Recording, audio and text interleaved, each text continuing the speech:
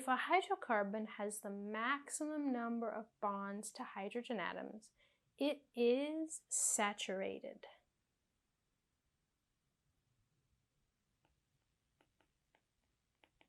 Okay, that's what saturated means in organic chemistry. It means it's saturated with hydrogens. That's what we mean. Okay, so how to identify if we have a hydrocarbon that is saturated? Well, there's a few ways. You could, if you're given the molecular formula, you could use an equation to figure it out. Okay, but let's talk about this a little bit more theoretically to get a better understanding first. So if you have a straight chain of carbons, okay, and you could even have branching, okay, branching is fine too, right? And then you have all of your carbons are either bonded to other carbons through a single bond or to a hydrogen, right? See, with the exception of rings. So let me see if I can, let me explain to you. Okay, so let's say I have a chain of carbons. Okay, to be fully saturated, we want as many hydrogens on this molecule as possible. Notice that every single carbon here has at least 2 hydrogens. So for example, this carbon has a hydrogen and a hydrogen, and this one has a hydrogen and a hydrogen, and this one has a hydrogen and a hydrogen, and this one has a hydrogen and a hydrogen, right? So for a straight chain, every time I add a carbon, automatically, if I'm working with a saturated hydrocarbon, I also add 2 hydrogens, with the exception that the very end carbons have an extra one. So see how this one's on the end?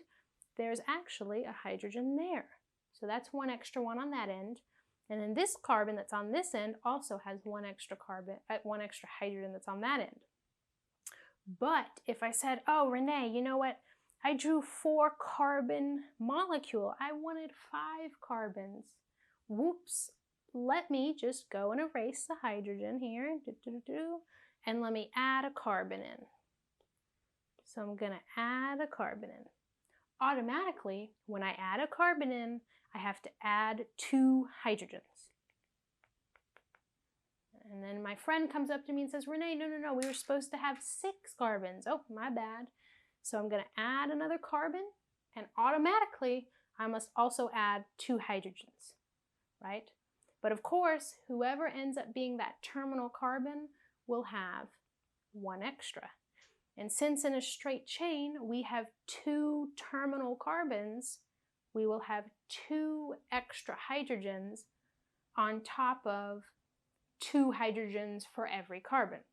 And so saturated hydrocarbons can follow this formula where however many carbons you have, whatever number of carbons you have, you will have twice as many hydrogens. Remember, because for each carbon you have to have 2 hydrogens. All right, so that's what this is, plus those 2 on the end, okay? So that's why we add 2, to account for the 2 terminal hydrogens on the very end. And so that is the equation that will always give you the molecular formula you need for a hydrocarbon that is fully saturated, okay? All right. So what does unsaturation mean? All right, so when a carbon chain does not, or it doesn't even have to be a chain, it could be a ring. So when a hydrocarbon molecule does not have the maximum number of hydrogens attached to it as a result of either a double bond, a triple bond, or some sort of ring. So these are the 3 things that are going to cause your molecule to become unsaturated, okay? So let's look at this chain that I drew earlier, okay? How many carbons do I have? 1, 2, 3, 4, 5, 6. I've got 6. All right, so what if my friend comes up to me and says, Renee, we wanted 6 carbons, but we wanted a double bond somewhere. What would happen if I wanted to put in a double bond somewhere in here? Well, I can't just go in and just do this, right? That doesn't make sense because now there's 5 bonds to that carbon and 5 bonds to this carbon. So if I wanted to put in that double bond right in there, that means I would have had to that means I would have to removed 1 hydrogen from that guy and 1 hydrogen from this carbon, okay? So the process of incorporating a double bond or a pi bond into my structure means that I had to remove 2 hydrogens. Wow, okay. In other words, I don't have the maximum number of hydrogens possible that I could have on my structure. And so this molecule that I have now is considered unsaturated. Right? We don't have the maximum number of hydrogens. Okay, so let's undo what we just did. Let's put our hydrogens back. Let's say I have this drawing and it's saturated hydrocarbon.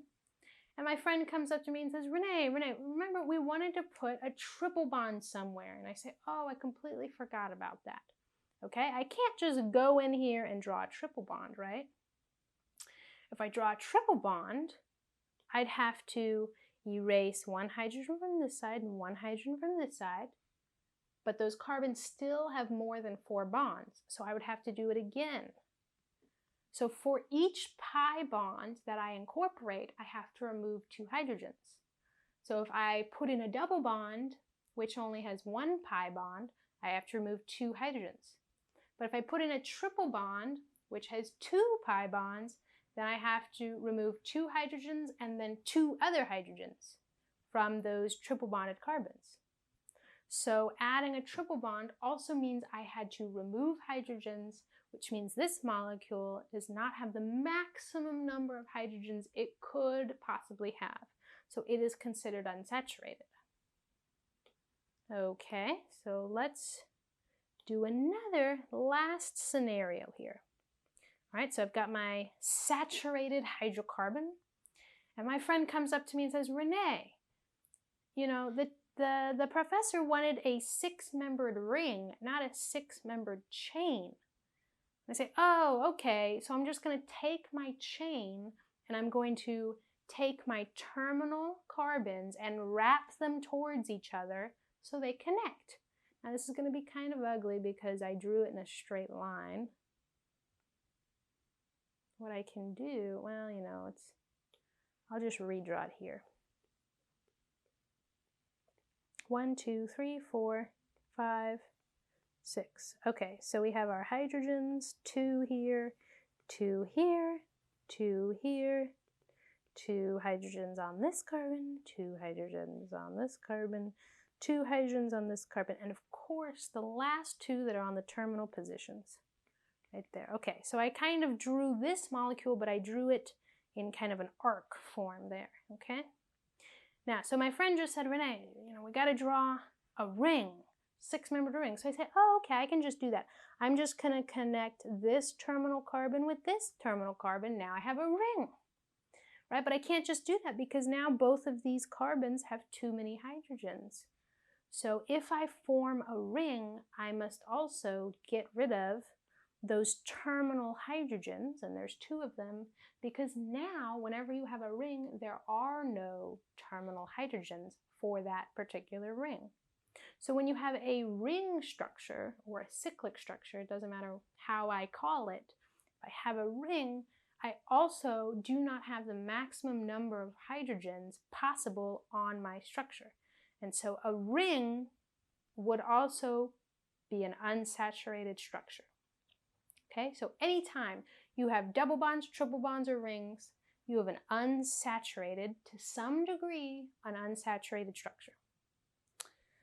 Okay, so what functional groups make a hydrocarbon unsaturated? Well, we talked about them, a double bond, triple bond, or ring.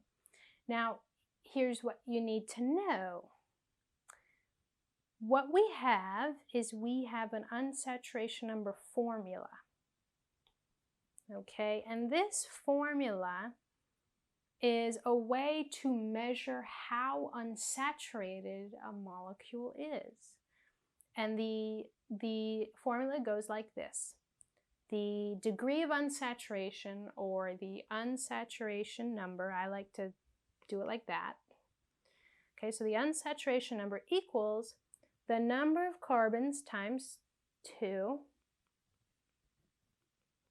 I'm just rewriting this in my own way, okay, just saying.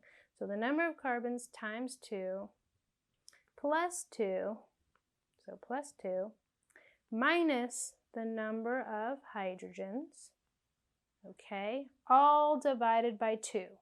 Now you might say, Renee, what about this X? You forgot the minus X.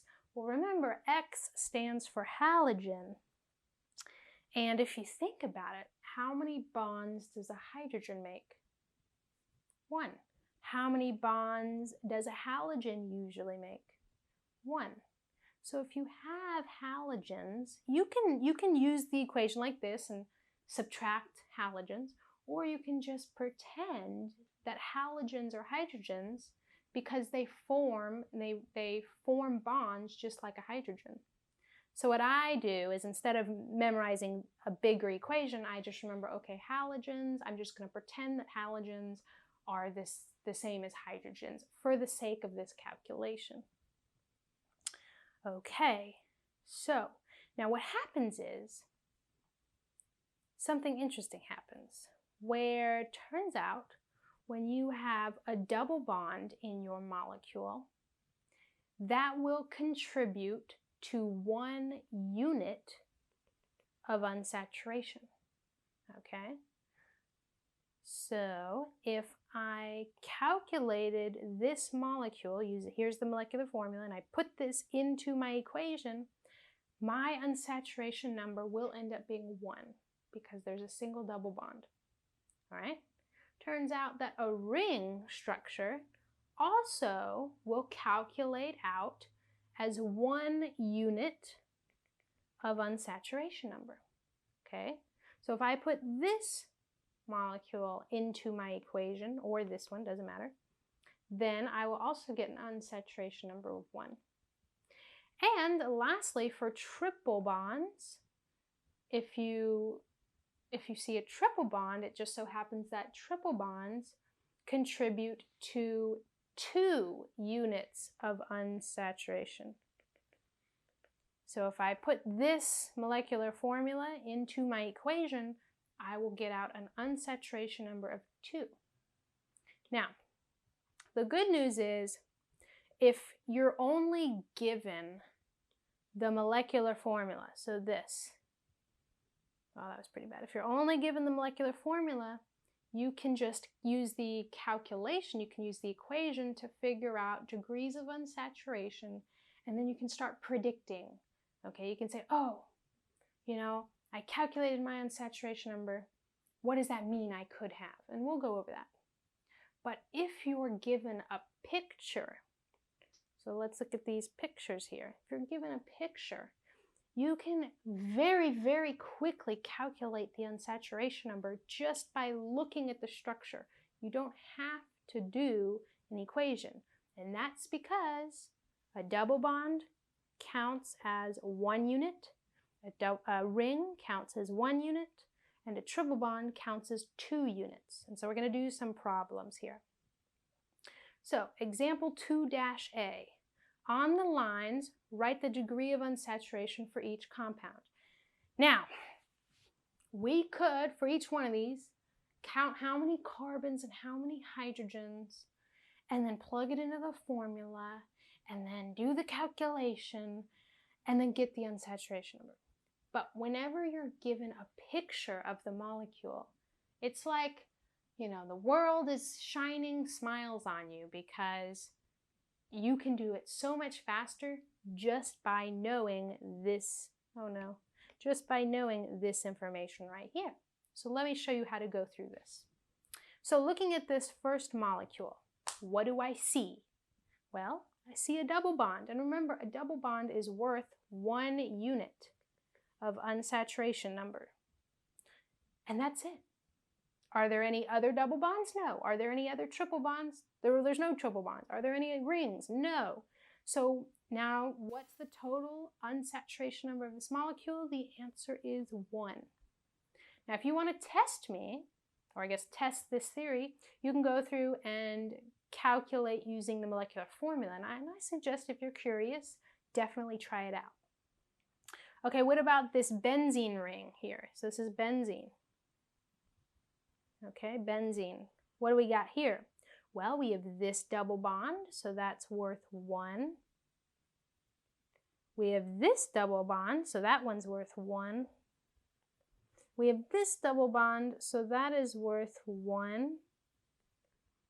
And don't forget, we have this ring here. And the rings are also worth 1. So what's 1 plus 1 plus 1 plus 1? 4, exactly. 4. So the unsaturation number for benzene is 4. If you want, you can calculate it out. Let's look at this next molecule. Well, we've got this double bond, which is worth 1 unsaturation number. And then don't forget, we also have this ring right there, which is also worth 1 unsaturation number. So what's 1 plus 1? 2. So if you do the calculation, you'll get an unsaturation number of 2 for that molecule. All right, let's do the next one. So double bond is worth 1. And what's a triple bond worth? A triple bond is worth 2 units of unsaturation. So what's 2 plus 1? 3. All right. Oh, look. Here's an interesting one. So we have this ring, right? And so that's worth 1. But we also have this ring. And so that's worth 1. And so what's 1 plus 1? Well, that's 2. So that molecule has an unsaturation number of 2. Okay, so that's cool. If they're giving you the picture, you can easily calculate the unsaturation number. But what if they give you the molecular formula? If they give you the molecular formula, you plug it into the equation and it pops out a number. And that number is the unsaturation number. And so what does it mean if you have an unsaturation number of 0? Well, all that means is there's no double bonds, right? Because a double bond's worth 1, and if you have 0, you don't have any. There's no triple bonds. There's no triple bonds anywhere in your structure because that would be worth 2. And there's no rings. Because remember, anywhere in your structure, no matter how big or small the ring is, it would be worth 1. Okay, so if you have an unsaturation number of 0, that means you do not have any double bonds in your molecule, you do not have any triple bonds in your molecule, and you do not have any rings in your molecule. All right, but what about if you calculate it? You plug in your molecular formula and you get the number that you have an unsaturation number of 1. What does that mean? Well, it could mean, a few different things. So maybe it could mean that you might have, right? You could have 1 double bond, right? Because that would get you to the number 1 for unsaturation number. Or you could have 1 ring, right? Because a single ring would be worth 1 as well. But you do not have you have no triple bonds, right? No triple bonds, because of course a triple bond is automatically worth 2. And if you only have an unsaturation number 1, then that would put you over that number. But what does an unsaturation number of 2 possibly mean? Well, it means you could have 2 double bonds. Right? That would get you to 2. Or you could have 2 rings. Or you could have 1 double bond and 1 ring. Or you could have one triple bond. And those are your different possibilities. Okay. So how about you pause the video and do these practice problems and then come back and check your answers. So which of the following hydrocarbons has an unsaturation number of 3? All right, so let's go through and count this out. So this is a double bond, it's worth 1. This is a double bond, it's worth 1. And then don't forget you have a ring here, and so that's worth 1. So this molecule, 1 plus 1 plus 1, has an unsaturation number of 3. All right, let's look at B.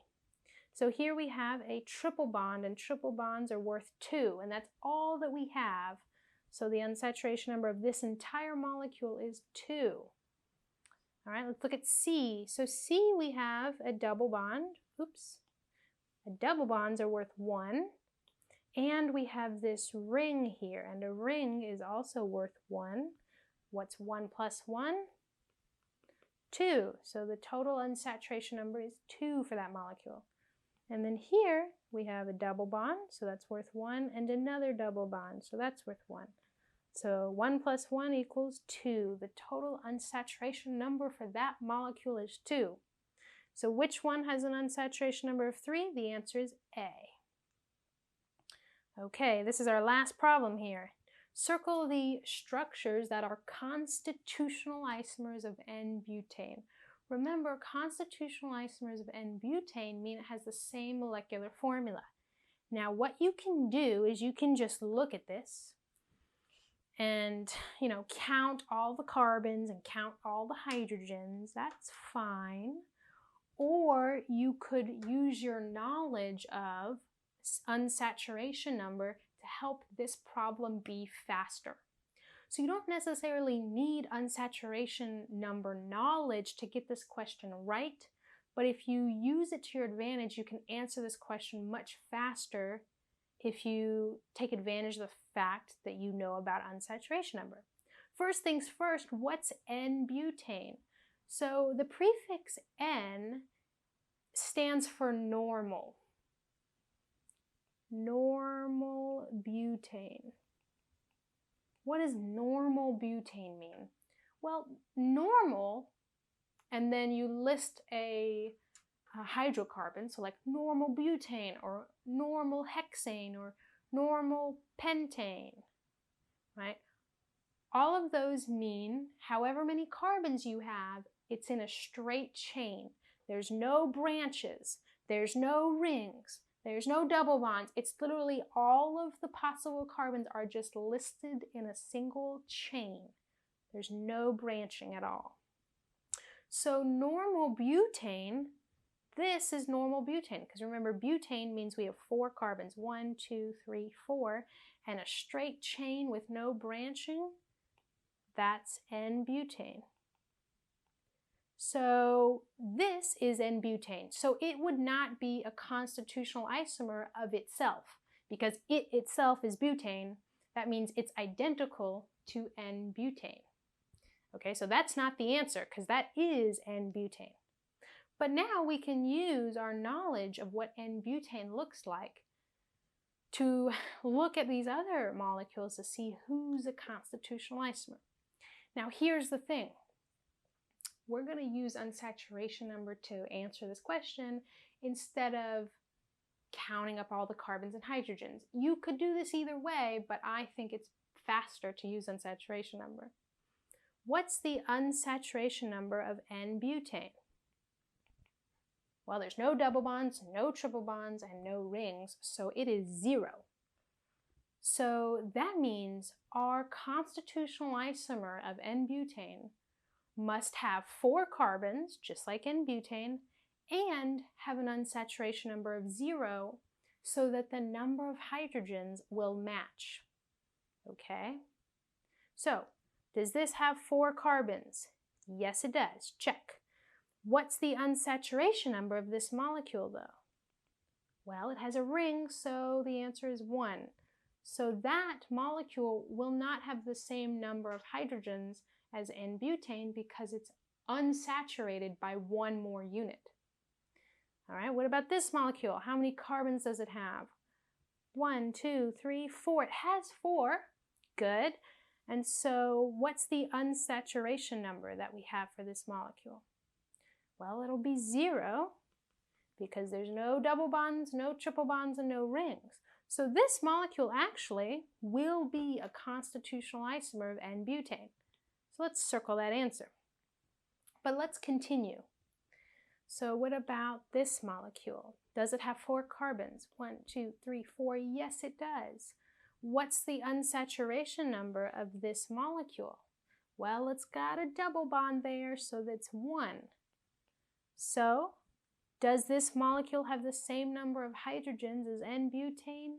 No, because it's unsaturated by one more unit than our N-butane. And what about this carbon? Does it have the same, this molecule, does it have the same number of carbons? 1, 2, 3, 4, 5.